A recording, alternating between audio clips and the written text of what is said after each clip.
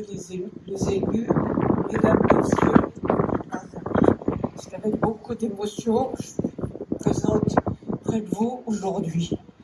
Mon parcours n'est pas tout à fait le même que certaines de mes camarades. Je suis née à Paris de parents français venant d'Alsace, ce qui est déjà une complication pendant l'occupation, puisque l'Alsace, dès que les Allemands ont franchi la frontière, l'Alsace et la Lorraine ont été à nouveau annexés au Reich. Donc, je suis, comme beaucoup de filles d'Alsaciens, un peu tirée entre deux côtés.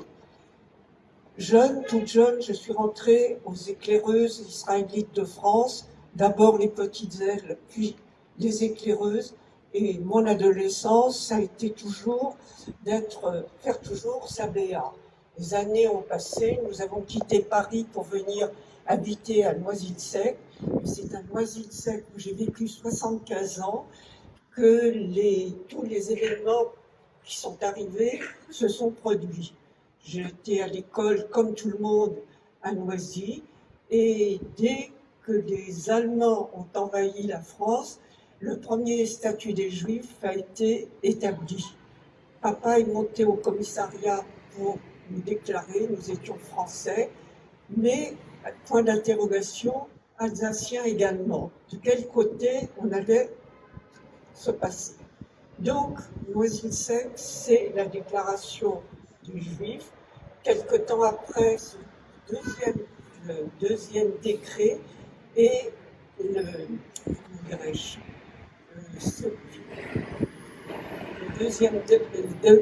deuxième décret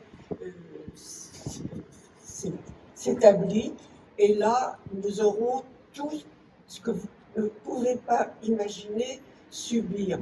L'interdiction de couvre-feu à l'époque, de 8h du soir à 6h du matin, la confiscation des radios, téléphones, vélos, les cartes d'alimentation, l'interdiction, la révocation de tous les fonctionnaires, des médecins rejetés, les avocats pareils, et les premières rafles. La première rafle, ça a été en 1941, ce qu'on a appelé la rafle du billet vert.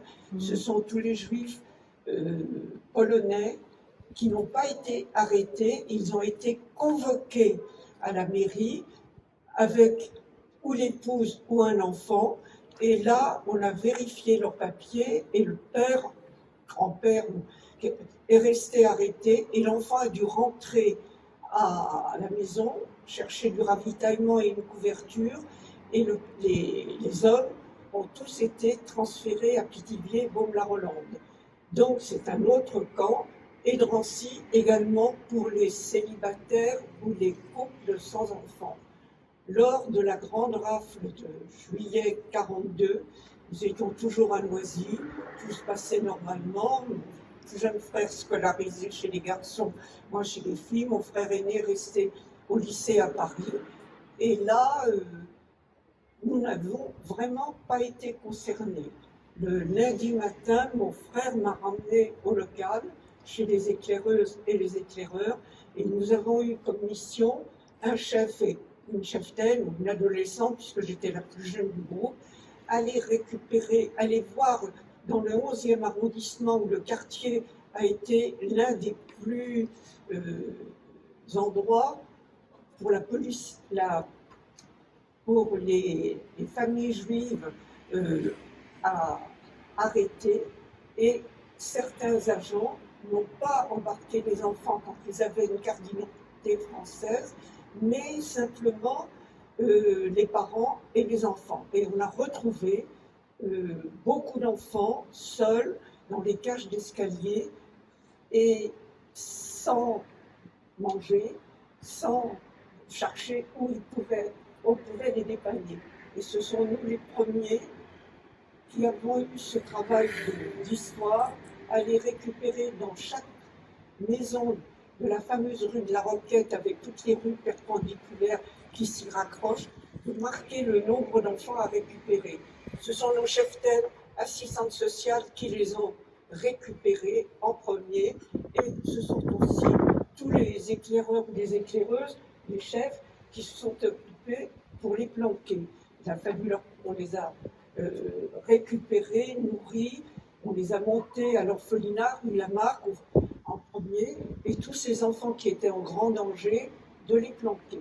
Nous avons eu la chance d'avoir l'aide d'une assistante sociale qui était à la préfecture et qui nous donnait beaucoup d'informations. Donc tous ces enfants, toutes ces premières BA que nous avons eu à faire, on était sur le terrain. On a vécu comme ça, avec tout ce qui nous était interdit, sauf les wagons du métro. Nous avons essayé de récupérer tous les dimanches les enfants, seuls ou avec une maman. Souvent la maman était pas apte de s'en occuper. Une réunion et des retrouvailles de Claude Bernard, où on essayait de leur donner un peu d'instruction, soit religieuse, fait du théâtre, on a fait tout ce qui était imaginable, et essayer aussi de les nourrir, ce qui n'était pas évident non plus, puisque nous n'avions strictement rien. Les mamans n'avaient pas de travail, n'avaient pas d'argent, donc tous ces enfants que nous avions, eh bien, on a essayé de les faire partager tout ce que nous avions, et au fur et à mesure que les semaines et les mois sont passés, ils étaient absents. Les lettres anonymes, surtout les lettres anonymes ou les coups de téléphone étaient envoyés soit au commissariat, soit dénoncés, et au fur et à mesure que le temps est passé, il y avait de moins en moins d'enfants, si bien qu'en 1944, on n'est resté que les grands, on se retrouvait que les grands, et nous avons changé de local pour essayer de nous faire oublier un peu dans le quartier latin. Donc les années et les semaines sont passées. En 44, avril 44, Noisy-le-Sec a subi un bombardement terrible. La commune était réduite à 90%, tout était au sol avec des bombardements qui sautaient pendant des semaines encore. Et là, nous avons eu la chance de survivre puisque l'immeuble à côté de chez nous était par terre. On a eu la possibilité de pouvoir sortir, de se crapahuter hors de la cave dans la rue principale. Et au petit matin, nous sommes partis à pied de Noisy-le-Sec à la mairie de Montreuil. Et de la mairie de Montreuil, papa a demandé au poinçonneur du métro d'où nous venions, d'où nous sortions, sans papier, sans argent. On n'avait même pas de ticket de métro pour pouvoir acheter. Nous a laissé passer et nous sommes allés chez une de mes tantes qui n'occupait pas son logement, rue Lamarck, pour une raison très importante, c'est que sous ses pieds, il y avait le bureau de recrutement de la LVF et quelques temps après, la milice. Donc, nous sommes restés 3 jours avec les parents et ma grand-mère qui avait été chassée d'Alsace, rue Lamarck, en chaussettes, assis par terre pour ne pas faire du bruit sur nos voisins du rez-de-chaussée et se faire arrêter. J'ai eu la possibilité d'aller dormir chez les filles rue Vauclin. Alors pour la communauté, je pense que la rue Vauclin, ça va leur rappeler quelque chose. C'est l'école rabbinique qui était fermée et interdite. Et en janvier 1943, un de nos chefs a eu la permission de faire ouvrir la maison, et sont arrivées les premières filles qui venaient de l'orphelinat. J'ai été acceptée sans aucune difficulté avec toutes mes camarades. J'en connaissais beaucoup qui étaient aux éclaireuses. Et j'ai vécu rue Vauclin de fin avril jusqu'à l'arrestation. On a vécu vraiment sans faire de bêtises, en respectant les horaires auxquels nous avions le droit de ne jamais se faire de sorties impossibles ou d'aller à l'endroit qui nous était interdit. Et là, nous avons tout vu, encore une fois, tout suivi. D'abord, le débarquement du 6 juin 1944. Et là, le soir, on aurait presque dansé dans la cour en disant les Alliés ont débarqué, ça sera bientôt la fin de notre supplice. On y a cru dur comme du bois. Après le débarquement, il y a eu le fameux 10 juin où, malgré les morts des Alliés des Allemands. Les Allemands ont appelé en renfort la fameuse division das Reich qui était cantonnée, casernée en dessous de Montauban, et en remontant sur le nord de la France, ils se sont arrêtés à Tulle. Alors je pense que pour les aînés, ils savent qu'à Tulle, c'est un village martyr. Entre tous les tués et les SS, la fameuse division das Reich, il y a eu 99 jeunes ados qui ont été pendus avec des crochets bouchés aux arbres et aux balcons. Pour continuer leurs méfaits, 48 heures après, ils sont passés par Oradour-sur-Glane, donc le village martyr aussi. Et on pensait que c'était fini, mais là, c'était pas vraiment la fin. À Oradour-sur-Glane, après les méfaits, et la division das Reich continuera toujours ses méfaits, mais il y a eu l'attentat manqué contre Hitler. Et là, tout a changé pour nous. Aloïs Brunner, qui était le commandant du camp de Drancy, a décidé, pour se venger, qu'on n'ait plus touché à son Dieu, puisque pour Aloïs Brunner, Hitler, c'était Mein Gott, donc a décidé de faire arrêter par vengeance, toutes les maisons d'enfants. Nous avons donc été arrêtés en tout premier, dans la nuit du 21 au 22 juillet 1944, et moi je fais une parenthèse, les Alliés sont à 40 km de Paris, nous serons arrêtés les premières en pleine nuit, nous n'aurons même pas le temps de nous habiller, nous arriverons à Drancy, les 27 filles, les 3 monitrices de nuit, la directrice et le couple de notre concierge et son mari. 127 personnes, une trentaine de personnes qui arriveront à Drancy partiront en chantant. Nous avions sur le camion bâché sur lequel on nous a fait grimper, un Allemand, fusil mitrailleur par la voiture, et tout autour de nous, il y avait des tractions noires de tous ces SS qui nous ramenaient à Drancy. Ça ne nous a pas empêchés de chanter, et quand nous avons franchi la porte de Drancy, on a hurlé un peu plus fort et tout le camp était réveillé.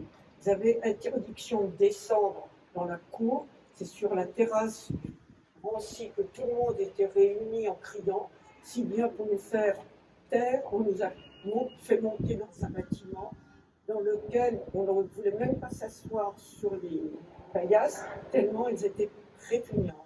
Et là, à partir de Drancy, c'était déjà la porte de l'enfer. La crasse, la faim, la peur, on a eu droit à tout. Le troisième jour où nous étions toujours en chemise de nuit et l'arrivée de toutes les maisons d'enfants, plus de 300 petits ont été arrêtés par vengeance, sont arrivés. Et là, les monitrices étaient épuisées puisqu'il fallait les laver, il fallait pas faire... il n'y avait pas de linge de rechange. Nous ont demandé aux grandes de venir garder les petits et de jouer avec eux, si bien qu'elles pouvaient laver leur petit linge de façon qu'il n'y ait pas encore plus de microbes. Et là, quand ce troisième jour, notre directrice a eu l'autorisation de retourner au Klein pour chercher nos affaires. Nous étions en chemise de nuit ou en pyjama, on a roulé à côté. Madame Mortier est retournée rue Vauclin accompagnée de 2000 habitants de la surveillance et ne voyant pas, ne trouvant pas de valise, pas plus de sac à dos, a tiré un bras, vidé nos placards, elle est revenue avec tout ça à Drancy. Chacune a récupéré ses affaires et là, on a quand même pu mettre un vêtement propre et d'être des filles normales. Et dans nos affaires récupérées, un des militants est passé par le bureau et a récupéré le cahier de présence. Or, chef d'escalier, le matin, après l'appel, nous avait réunis dans la chambrée, on était tous devant lui assis en rond et il appelait nos noms, nos prénoms. Chacune se levait en disant présent et se mettait sur les côtés. Et la dernière qui n'était pas sur le cahier, n'a pas été appelée, c'était moi. Et là, il a fait un rapport à ses chefs et on est venu me chercher l'après-midi pour être interrogé. J'ai toujours répondu la même chose. Je n'ai jamais dit où étaient mes parents. J'ai toujours maintenu que je suis la seule survivante du bombardement de Noisy et que j'ai eu la possibilité et la chance de pouvoir me sortir. C'est comme ça que je suis là. Je n'ai jamais passé 2 fois d'interrogatoire et la 3e fois, 48 heures avant qu'on parte pour Pitchopoy, on m'a recherché. J'ai retraversé la cour où j'ai rencontré plusieurs camarades scouts qui malheureusement ne sont pas rentrés. Et là, on m'a donné une feuille de papier, une enveloppe. Je n'ai jamais répondu. On m'a demandé à qui. J'ai toujours répondu. Mes parents ont été tués. Sont-ils au cimetière? Sont-ils dans une fosse? Je n'ai jamais. Juste de quoi mettre l'adresse pour aller les chercher. Ils auraient complété le convoi. Donc, le 31 juillet 1944, nous serons à 8 heures du matin dans la Flour, alignés par seul, les autobus de la TCRP rentreront, on montera par 50, et le parcours sera très court, on traversera Nancy jusqu'à la gare de Bobigny. Nous, les grands de Vauclin, on est partis en chantant. Un SS était bien sur la plateforme du bus, on n'a pas craint qu'il ne fasse quelque chose. On est parti en chantant. Tous les Drancéens nous ont vus. Il était 8h30, 9h moins le quart, il faisait beau, le ciel était bleu, et là, il y avait un immense train qui partait pour Pitchopoy. Les petits ont été mis par 60 dans le wagon, quant à nous, nous étions 80 et 90 selon les grands. Serrés, tassés, on ne pouvait pas tout être assis. On était debout ou assis sur les genoux d'une camarade et on alternait au fur et à mesure. Le voyage a duré 3 jours avec un arrêt à Novéon, c'est une petite gare près de Metz, qui est la gare très importante. Une raison principale, d'abord pour remettre de l'eau dans la locomotive, d'abord, et secondo, pour que le mécanicien et le chauffeur français sortent de leur machine, traversent les voies, retournent sur Paris, et quant à nous, notre train, ce sont les Allemands qui ont pris le commandement du train. Et là, le voyage a été jusqu'au bout, 3 jours, 3 nuits, sans arrêt, on est à rouler, et quand nous sommes arrivés dans la nuit du 2 au 3 août 1944, en pleine nuit, eh bien, notre train s'est arrêté tout doucement. On a entendu beaucoup d'Allemands parler, le chien aboyer, et le train s'est remis en route tout doucement, tout doucement, tout doucement. Il a franchi, il n'est pas arrivé sur la rampe, là où tout le monde descend. Notre train est rentré jusqu'au bout, Birkenau, jusqu'au fond. On ne pouvait plus aller plus loin, il n'y a plus de voie. Donc, Birkenau, on déverrouillera les portes. Quand on saute sur le ballast, on prend un bol d'air, on respire fortement, l'air est irrespirable, on cherche partout, ça sent brûler, ça sent le cher, on cherche partout où il y a une ferme qui brûle, où le feu, on cherche. On n'a pas trouvé, et on verra arriver un groupe d'hommes en pyjama rayé. Je crois entendre une de mes camarades dire « T'as vu comment ils sont habillés? C'est des bagnards. On nous a dit qu'on partait travailler en Allemagne, c'est une bagne ici. » Effectivement, ces hommes sont venus, pas pour nous aider, pour vider ces Canada, ceux qui travaillaient au Canada. C'est l'équipe qui vient pour vider les wagons. Quant à nous, on a vu arriver un groupe de SS, des chefs, ils avaient beaucoup de grades. Birkenau, c'est dans l'obscurité la plus complète. Sur le côté, il y avait une rangée de camions alignés en épi avec les phares allumés qui éclairent un petit peu le train. Et on a vu arriver toute une délégation de SS. Et là, la sélection s'est faite très vite. On nous avait déjà demandé de les mettre, les femmes d'un côté, les hommes de l'autre. Et là, sur les 1300 personnes, 200 garçons sont restés à Birkenau quelques minutes et ils partiront au camp à Auschwitz qui est à 3 km. Quant à nous, on restera une poignée, une centaine de femmes, 130 exactement. Voilà. Et nous, on nous ramènera regroupés, on remonte le camp autour et on nous emmènera dans un coin qu'on appelle la Sona, comment dire, la désinfection générale, et tout le reste partira. Nous étions à quelques mètres de la chambre à gaz numéro 2, quand le 2 et le 3 sont des très gros crématoires. Eux partiront, mais nous ne savions pas du tout que c'était une chambre à gaz et le crématoire. Et quant à nous, on passera par la douche, et là, une première douleur arrive. On est accueillis par le capot, les SS qui sont là, qui nous tabassent comme ce n'est pas permis de le faire, et on nous ordonne de nous mettre déshabillés. Et ça, ce n'est pas possible pour des adolescentes de se mettre à poil devant des tas d'hommes. On a tellement pris sur le dos, sur la figure, comme ça, si bien que nos camarades, qui avaient été elles aussi dans la résistance, nous ont tout de suite, on est devenus des petites J3. Pourquoi J3? Ça correspondait à nos cartes de pain. Sur toutes les cartes d'alimentation, sur les cartes de pain avec les tickets, il y avait toujours pour les grandes J3, les plus jeunes J2, les petits J1, les vieillards avec un V, les personnes normales adultes. Donc, comme ils ne connaissaient pas nos noms, ni encore moins nos prénoms, les petites J3, vous faites comme nous, vous vous déshabillez. Et là, on a été tendus de la racine des cheveux aux parties intimes. Ça, c'était quelque chose d'insupportable à vivre. On a beaucoup pleuré, et plus on pleurait, plus on était tabassé. Et là, on nous a fait avancer dans ce bâtiment, et on s'est trouvé dans un... On n'a pas eu de douche, pas du tout. On est passé devant, mais on ne savait pas. Non plus, on voyait les poires, les pommes, mais on n'a pas eu. Et on s'est trouvé devant un grand bâtiment où il y avait plein d'hommes, devant des étuves énormes. On nous a balancé un chiffon qui devait être une chemise, une robe, une culotte de grand-mère ou une caleçon d'homme, comme ça.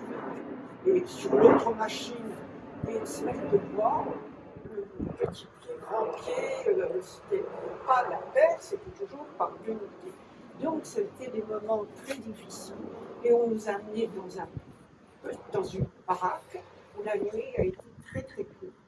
Le lendemain matin, quand il y a eu l'appel, nous avons eu la première gamelle de café, et les gamelles n'avaient pas été lavées, elles étaient répugnantes, avec de l'eau noire dedans. On a refusé de la prendre, et là on nous a remis par 5, et nous avons quitté la sauna pour rentrer dans le camp. Et nous sommes rentrés dans le camp des Tziganes qui, la veille de notre arrivée, ont tous été exterminés, tous été assassinés.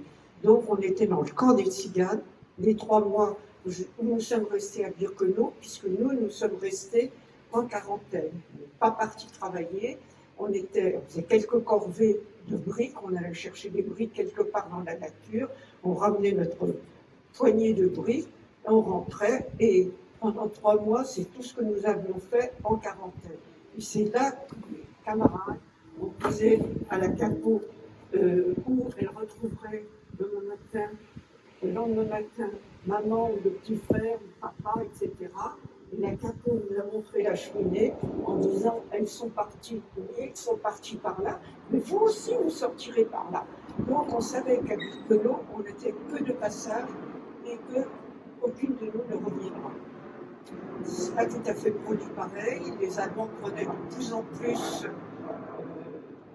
mauvais côté, les Russes avançaient également, et la main-d'œuvre manquait, et nous avons été sélectionnés pour partir comme esclaves au travail. On est donc nouveau sélectionnés. Cette fois-ci, c'est le docteur Mengele en personne qui nous a sélectionnés. Une trentaine de nos camarades sont partis du mauvais côté, donc on rejoint le ciel. Quant à nous, après la douche que nous avions eue, de l'eau glacée, sans serviette et sans savon, il faut aussi vous dire qu'on ne s'est jamais lavé. Il n'y a pas d'eau à Birkenau, il n'y a pas d'eau. Quand on trouvait un trou d'eau, on posait délicatement la main sans bouger pour pas que la terre se mélange. On se lavait le bout du nez. On gardait des fois un peu d'eau du café du matin pour se laver le bout du nez. C'est l'enfer. Vous ne pouvez pas imaginer la vie qu'on a entre les conditions climatiques, parce qu'il fait froid, très tôt le matin, la brisette souffle, on n'a rien sur le dos. Donc le 27 octobre, après la sélection, on aura des vêtements propres et avec les vêtements qu'on nous aura distribués, on aura un morceau de pain avec une rondelle de saucisson et on nous ramènera vers la gare et là, on montera dans le train et on roule, on ne sait pas où, on s'arrête, on reste en gare, on part et au bout du 3e jour, on s'arrêtera on ne sait pas où, le train s'arrête, on descendra du train, on marchera longtemps et on arrivera dans un camp, un Kratzau, c'est Kratzava en tchèque, c'est Kratzau en allemand, et dans ce camp, on deviendra esclave pour le Reich, on travaillera. On sera à peu près 1000 femmes, il y a la tour de Babel, des Polonais, des Hongrois, des Tchèques, des Hollandaises, des Françaises, bref, vraiment la tour de Babel. Et à Kratzau, on sera divisé en 2 équipes, une équipe de jour, une équipe de nuit, et on fera 12 heures d'usine, et encore, ça dépend où et dans quel commando vous tombez. Le commando d'extérieur, quand il fait moins 20 ou moins 25, et que tu n'as qu'une petite robe avec un bout de coton sur le dos, en tant que manteau, pieds nus dans des claquettes, je peux vous dire que c'est très douloureux. Il y a une autre équipe qui travaillera dans la montagne, s'il y a plus de place au sol, il faut ranger les caisses de munitions, elles sont dans la montagne.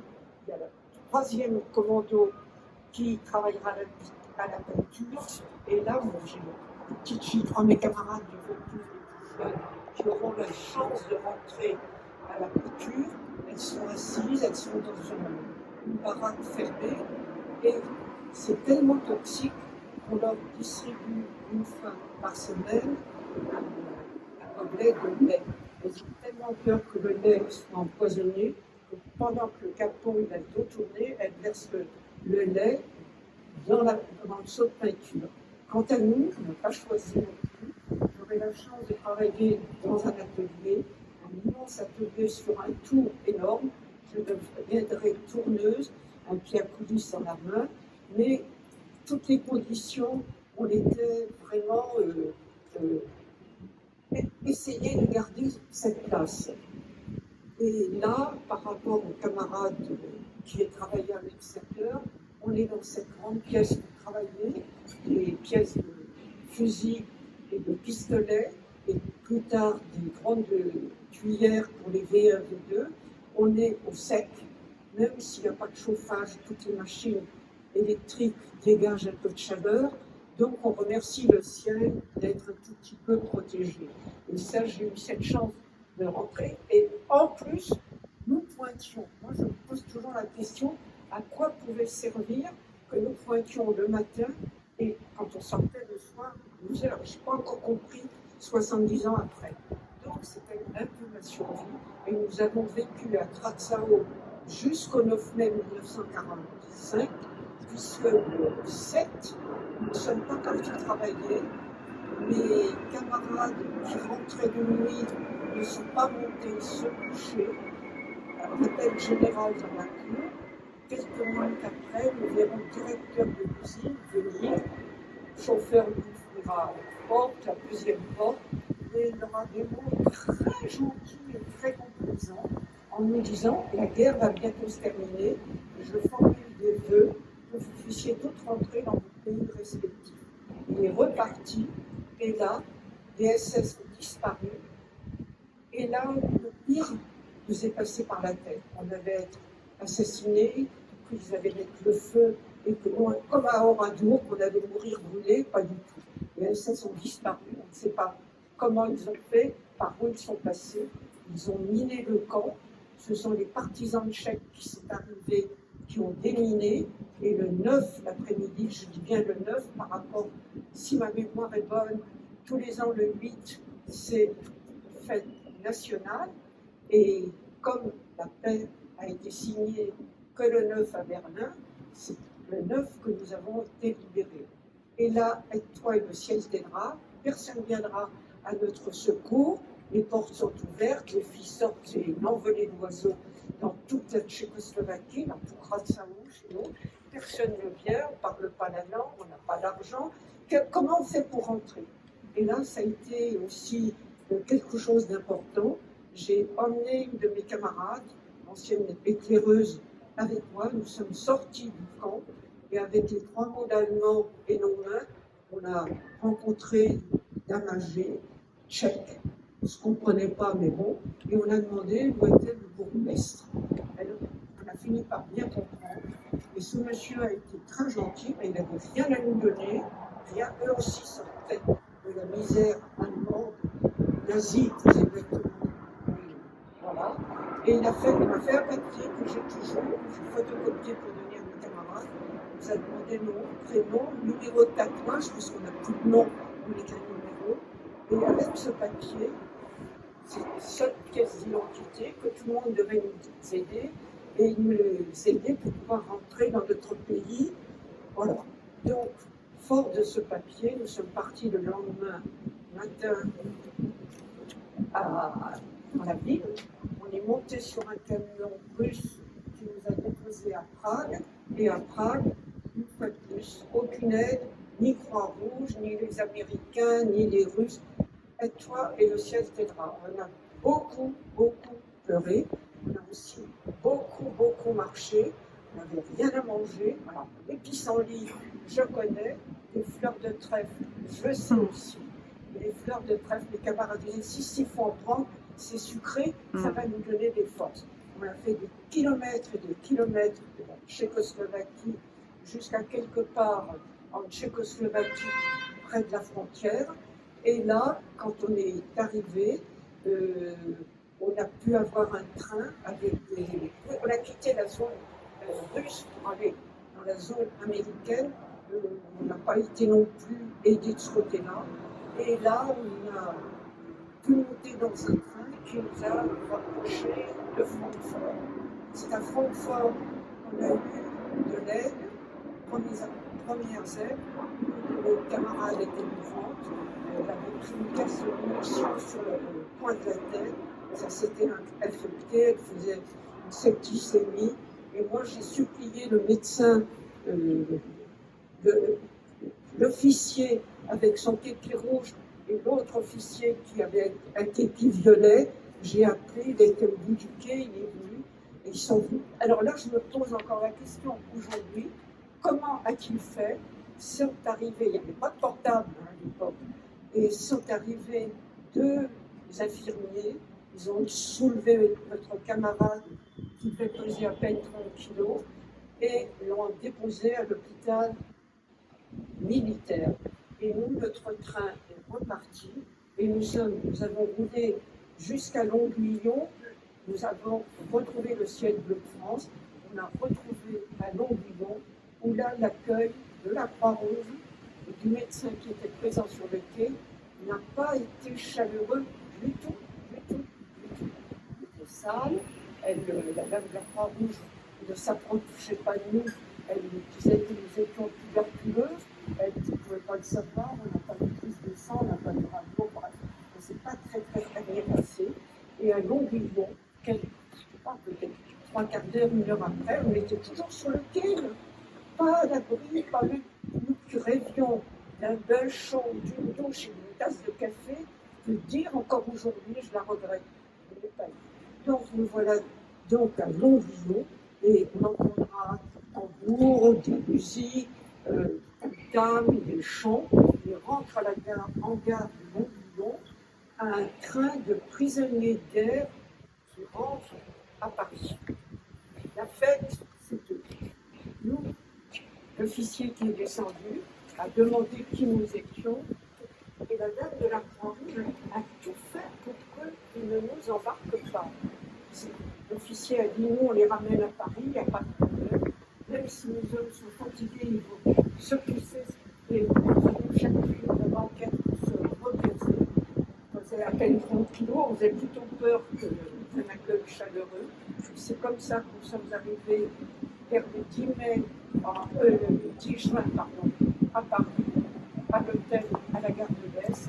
Et là, les officiers qui ont donné les honneurs à leurs collègues entrés prisonniers nous a emmenés dans un autocar à la gare de l'Est et nous a déposés à l'hôtel du Tessin. Je vais m'arrêter à l'hôtel spécial parce que on a encore pris beaucoup de pertes de claques à ce moment-là. Donc voilà un parcours difficile, mais quand on réfléchit et quand on vit 75 ans après avec le Covid, c'est presque de la rigolade par rapport à notre parcours.